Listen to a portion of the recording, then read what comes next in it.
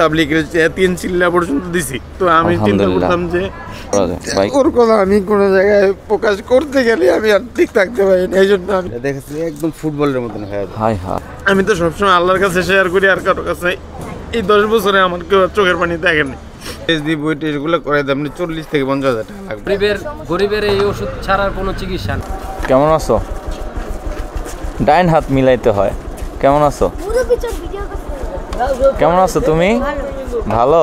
তোমার বাসা কোথায়? এইটাই? তোমার মুখে এটা কিভাবে হয়েছে বাবা? হ্যাঁ, টিউমার। এটা কি ঠিক হবে না? তাই? হ্যাঁ। তোমার বাসায় কে কে আছে? তোমার আব্বু আর তোমার কাকি আছে? ওনারা বাসায় আছে?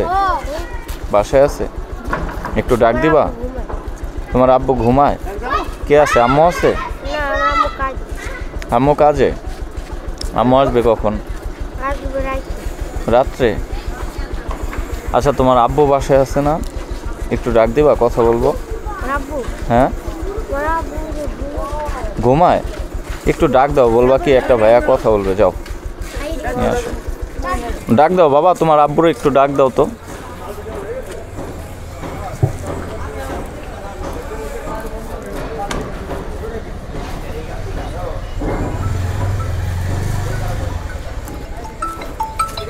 কিছু সাহায্য করলে। আসসালামু আলাইকুম ভাই, ভালো আছেন? এটা কি আপনার ছেলে? হ্যাঁ, ওই ছেলের দেখলাম আপনার এই মুখে একটু প্রবলেম মনে হয়। ওর এটা কি সমস্যা? মানে ওর এটা সমস্যা হলো জন্ম থেকে সমস্যাটা। আচ্ছা, এটার নাম হলো ডাক্তারি ভাষায় বলে যে হিমানজিওমা। আচ্ছা আচ্ছা। তো ওরে আমি এটা আর কি মাঝে মাঝে বাড়ে যখন, তো তখন অতিরিক্ত ফুলা যায় আর কি। এর চেয়ে তো ফুলা যায়, অনেক ফুলা যায়, ফুলে একদম টান টান হয়ে যায়। তখন দেখা যাচ্ছে ডাক্তারের কাছে গেলে তখন ডাক্তাররা যেভাবে পারে এটা নিয়ন্ত্রণে আনে। আমরা একাধিকবার ঢাকা মেডিকেলে এবং পিজি হাসপাতালে ভর্তি রাখছি। আচ্ছা আচ্ছা। তো রাখার পরে ডাক্তার বলতেছে যে এটা আমরা আরো কমাবো, আরো মেডিসিনের মাধ্যমে কমাবো। তো একটা দুইটা মেডিসিন দেয়, একটা ইন্ডোভার 40, একটা ইন্ডোভার 10 এর থেকে শুরু করছে, এভাবে বাড়ছে। আচ্ছা আচ্ছা। তো এখন ইন্ডোভার 40টা কন্টিনিউ চলতেছে, প্রতিদিন সকাল বিকাল রাত্রে চলতেছে। ওটা যখন খাওয়াই এটা এরকমই থাকে। খাওয়া দাওয়ায় কোনো সমস্যা হয় না, কথা বলতে কোনো সমস্যা হয় না। আচ্ছা। তো যখন এটা বন্ধ করে দেই তখন এটা দেখা যাচ্ছে বাড়ে, ঠান্ডার কারণে বাড়ে। তো বাড়লে দেখা গেছে ওটা সহ্য করে, ও নিতে পারে না। আরে ওর বয়স কত? এমন বাড়ে যখন মনে করেন যে এটা তো এখন নর্মালি এতটুকু আছে না, দেখেছি একদম ফুটবলের মতন হয়ে যায়। হাই হাই কোন এখন চিকিৎসা করার কারণে কিছুটা কম, এখন কমছে আগের থেকে, অনেক কমছে না? হ্যাঁ, অনেকটা কমছে, অনেক বাড়তি ছিল। যখন বাড়ছিল অনেক বাড়তি। আমি তো এখান দিয়ে সাইকেল দিয়ে মাল দিয়েছে যাই। আচ্ছা আচ্ছা। হ্যাঁ হ্যাঁ, আমি চাকরি করি সাইকেলে, গ্যাস সিলিন্ডার আমার বন্ধু মানুষই বলা চলে, প্রায় সময় দেখি। আমার বাসাও এইখানে। আমি আজকে যাওয়ার সময় দেখি ও বাচ্চাদের সাথে খেলতেছে। তো খুব বেশি বাচ্চা ছিল, অনেক বাড়তি ছিল। আচ্ছা আচ্ছা। ওষুধের কারণে ওরা এটা নিয়ন্ত্রণ করে। ওষুধ খাওয়ায় কতদিন ভাই? এটার কি কোনো চিকিৎসা নাই? গরিবের এই ওষুধ ছাড়ার কোনো চিকিৎসা নাই। আরে ভাই, মানে আর্থিক সমস্যার কারণে এটা সম্ভব না। আচ্ছা, কি করেন এমনিতে ভাইয়া? কি করে? উনিও চাকরি করে। কি চাকরি করেন ভাইয়া? আমি পেশায় ড্রাইভার। আচ্ছা, ড্রাইভারিং চাকরি করেন। তো এইভাবে কি বাচ্চাটারে শেষ হয়ে যাইতে দিবেন আপনারা? এত সুন্দর। আপনারা কি দেখছেন ওর? দেখি বাবা। আরে এটা তোমার অনেক কষ্ট হয় না আব্বু? হ্যাঁ, অনেক কষ্ট হয় বাবা। হ্যাঁ, কথা বলতে সমস্যা হয়, খাইতে সমস্যা হয় না? তোমার মনে চায় না আমি সবার মতো থাকবো, সবার মতো চলবো? আব্বু চিন্তা করছেন? আমার চোখে পানি চলে আসছে, মানে দেখে আমি কি বলবো আসলে বাচ্চাটারে দেখে। তো এটা চিকিৎসা করান না কে ভাই? চিকিৎসা তো আমার পক্ষ থেকে আমি যতটুকু পারতেছি করে দিচ্ছি। এটা ঠিক করতে কত টাকার প্রয়োজন এমনিতে আপনার? এটা আমার তেমন ধারণা নাই, তো চেন্নাই গেলে হয়তো সুস্থ হয়ে যাবে। থাক, কান্না করেন না ভাই, কান্না করেন না, ঠিক আছে থাক। আল্লাহ এর রোগ দেয়, আল্লাহ এর সুস্থ করবে। আপনার সন্তান, এটা আমারই কান্না চলে আসতেছে ভাই, বিশ্বাস করেন।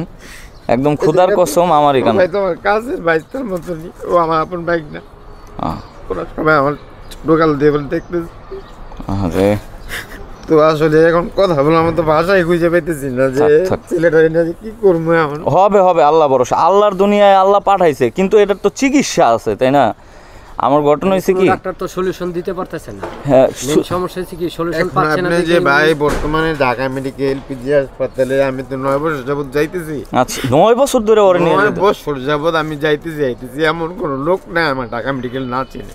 তাই তো এখন আপনার কাছে গেলে যদি আপনি ঘন্টা 3-4-5 বসতে রেখে চাকরি দেখে একটা মেডিসিন দেন, হ্যাঁ হ্যাঁ তো আমি তো চাকরি করি। আচ্ছা দেখ 1 দিন 2 দিন 9 বছর যাবত যদি আমি এটা নিয়ে যাইতেছি যারা দেখছে তারা আর কি বলতে পারবে আর কি।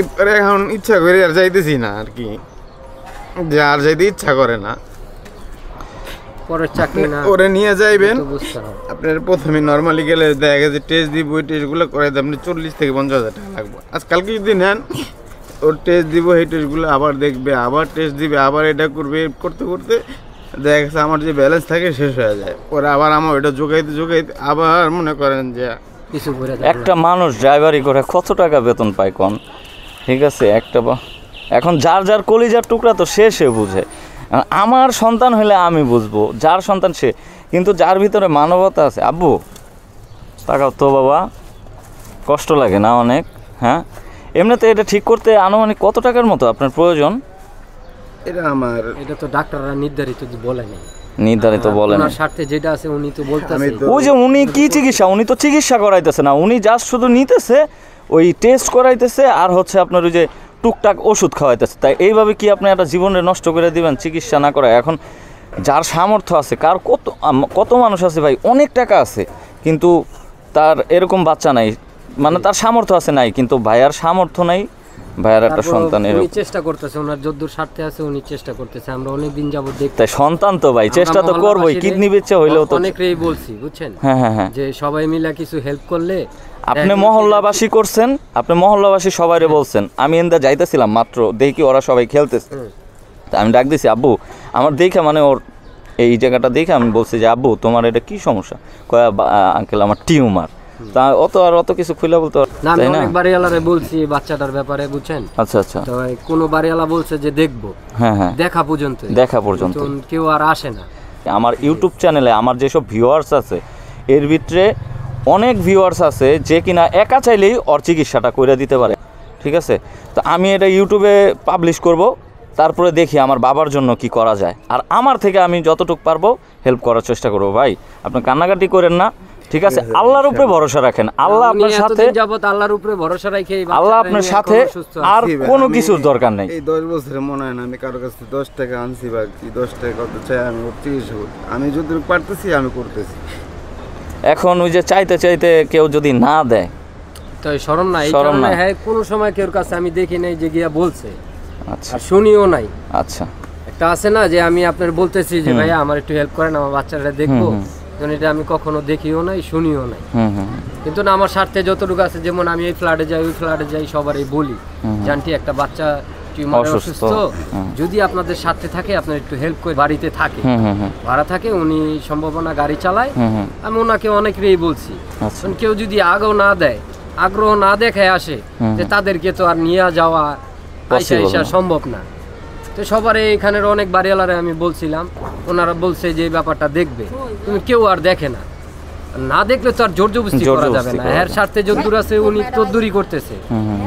ওখানে যদি সবাই মিলাজিলা করতো তাহলে চিকিৎসাটা আল্লাহ দিলে হয়ে যেত। আল্লাহ ভরসা, আল্লাহর উপরে ভরসা, আল্লাহর মাল আল্লাহ দেখবে, ঠিক আছে? আল্লাহর মাল আল্লাহই আল্লাহর কোনো বান্দার মাধ্যমে দেখবে। আব্বু ইনশাল্লাহ আল্লাহ যদি হায়াতে রাখে, তৌফিকে রাখে, তুমি একদিন সুস্থ হবা। এই যে আজকে তোমার নিয়ে ভিডিও করলাম না, একদিন সুস্থ অবস্থায় তোমার নিয়ে আমি ভিডিও করব। তোমরা কি চাও না তোমার বন্ধু সুস্থ হোক? হ্যাঁ ইনশাআল্লাহ। তাহলে অবশ্যই তোমরা দোয়া করবা, সবাই দোয়া করবা, ঠিক আছে? আচ্ছা আচ্ছা, আমি এইখান দিয়ে যাইতেছিলাম, যাওয়ার সময় আমি দেখছি বড় লোক তো কতই আছে, বড় মন কয়জনের আছে।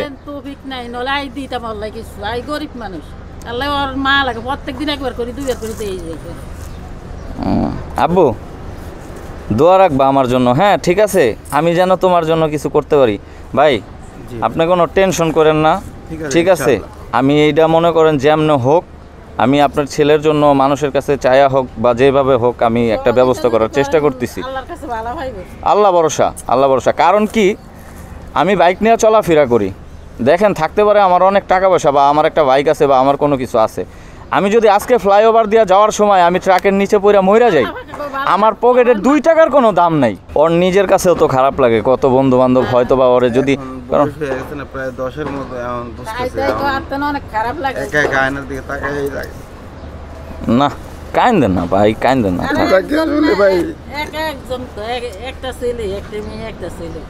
একটা ছেলে একটা মেয়ে, ওই হয়তোবা এমনও হইতে পারে, ওই হয়তোবা ওর বাপের ভবিষ্যৎ ঘুরাই দিতে পারে, স্বর্ণের টুকরা হয়ে যেতে পারে। স্কুলে যায়, পড়াশোনা করে, ব্রেনও মাসাল অনেক ভালো।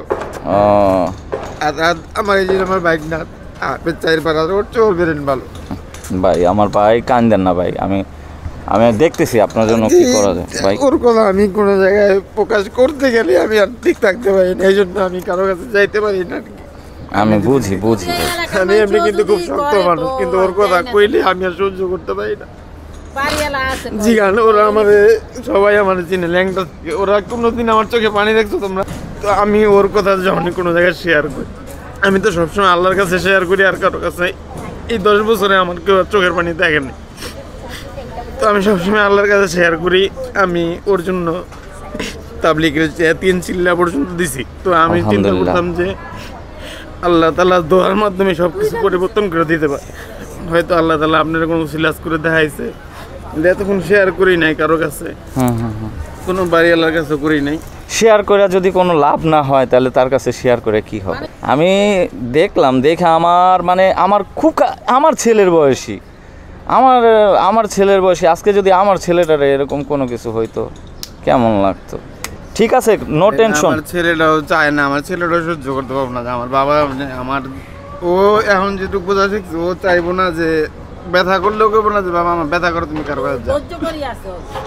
একটা জিনিস আমার সবথেকে খারাপ লাগলো যে ও নাকি আয়নার সামনে দাঁড়ায় নিজের চেহারা দেখে আর কান্না করে। এখন ইদানিং দেখি যে মাঝে মাঝে অনেক কোন যাবত চাই থাকে আয়নার দিকে। বাবা তুমি ঠিক হয়ে যাবা ইনশাল্লাহ, আল্লাহ যদি তোমারে চায় তুমি ঠিক হয়ে যাবা, বুঝছো? একটু তাকাও তো আব্বু উপরের দিকে, ঠিক হয়ে যাবা, ঠিক আছে? টেনশন করো না, আল্লাহ ভরসা, আল্লাহর ইচ্ছা, আল্লাহর কাছে বলো, হ্যাঁ ঠিক আছে? এটা চিকিৎসা করাইলেই তো ঠিক হয়ে যাবে, তাই না? তো এটা চিকিৎসা, পরিপূর্ণ চিকিৎসা যদি জায়গা মতন পৌঁছাইতে পারি, আমার দৃঢ় বিশ্বাস যে এর চেয়ে বড় বড় রোগীর চিকিৎসা হয়েছে। এটা তো কিছুই না, সামান্য টিউমার, এটা অপারেশন করে ঠিক হয়ে যাবে 100%। তো টিউমারের মধ্যে ডাক্তার বলছে যে ওর রক্তের কণিকা অনেক বেশি, এটা হাজার হাজার রক্তের কণিকার কারণে যখন এটা ব্লক হয়ে যায় তখন এটা অনেক ফুলে যায়। আচ্ছা, তখন আরও সহ্য করতে পারে না, ও শুধু উপরের দিকে তাকায় থাকে, খাওয়া দাওয়া সব বন্ধ হয়ে যায়। ওর বয়স 10 বছর, এইটার কারণে ওর শরীরে ইডা হইতেছে না, আরো বড় হইতো, আর এইটা ওরে মানে করে ফালাইতেছে, ওরে আরো আক্রমণ করতেছে, ভালো হইতেছে না ওর। কিন্তু এমনি খানা খাদ্য আলহামদুলিল্লাহ একটা সুস্থ বাচ্চার চেয়েও খাইতে পারে ভালো, কিন্তু ওই তুলনায় ওর শরীর স্বাস্থ্যটা বাড়তেছে না। আচ্ছা ঠিক আছে, আল্লাহর উপরে ভরসা রাখেন, আমি দেখি আপনার জন্য কি করতে পারি। ঠিক আছে ভাইয়া, ঠিক আছে ভাইয়া। আচ্ছা ভাইয়া।